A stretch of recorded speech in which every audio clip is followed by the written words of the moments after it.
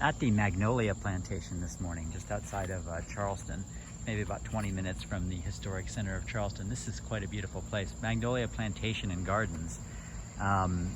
It's been in the same family for more than 300 years, and 12 different generations of the family have owned it. And it was, I believe, first established here something like 1676. This is not the house that was here in 1676. That was burned. It was struck by lightning and I think burned down, is what we heard on the tour. And it was rebuilt, and then I believe rebuilt again basically during the Civil War. Union troops in 1865, I think it was, right at the end of the war, burned this place down, and the guy who was running it at that time was an Episcopalian minister named John Drayton. He actually had inherited the place. It was originally, he was the second son, so he wasn't standing to get anything, but basically his brother, when he was 22 years old, his brother was shot. He was out hunting deer and he was apparently shot right here on these grounds, and he died. So his brother was 22 at the time. He was an Episcopalian reverend. He inherited the place, and he really turned it into a grand place. He rebuilt it after it was burned down in the Civil War. He originally, inherited, I believe it was 1825.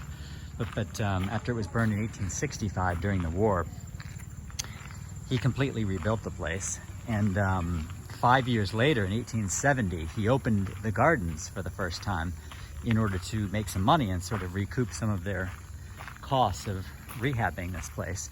And apparently, according to our tour guide at least, he charged about $1.25, and people would come here on a boat from Charleston. Back then, 1870, $1.25 was the equivalent, she said, of about 40 or 50 bucks today. It's a little sunny, so sorry for getting a bad view. This is sort of the front of the plantation. This was built around in the late 1860s, I guess, after the Civil War. But it became open to the public completely in 1975, I believe they said. But 12 generations of the family lived here during that time period. It's just beautiful. It's a really pretty place. But yeah, $1.25, people would come here on a boat, and it would be a nice outing for them to see the gardens here. So he was sort of an early entrepreneur. I guess it was uncommon in 1872 to be opening up your gardens and charging money for people to see it, but they were so pretty that I guess people were willing to do so. Just take a little bit of a walk here today. It's August, so there's not tons of tourists, but there are some people around.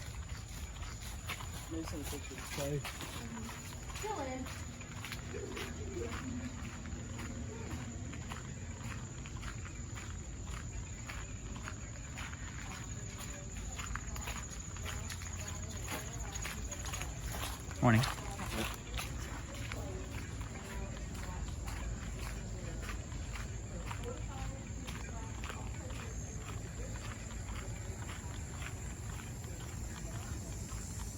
Quite a beautiful place. There's a few different tours you can take. There's the house tour, which is, we just took that one. It's about a half-an-hour tour. And then there's also a slave tour, which takes you to these slave cabins, which are sort of out in the exterior of the property. If you don't take the slave tour, you'll see them as you drive out of the place.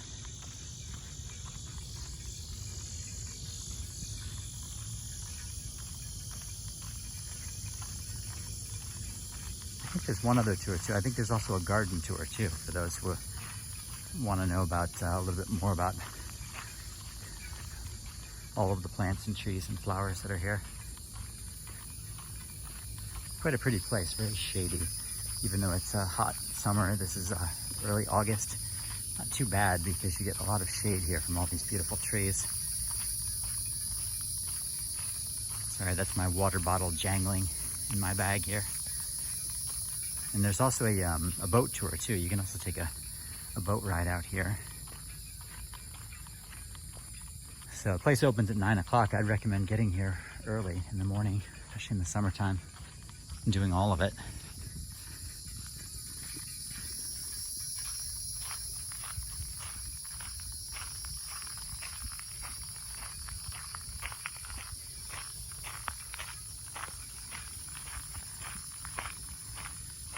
So there you go. It's a nice little overview of the Magnolia Plantation in Charleston.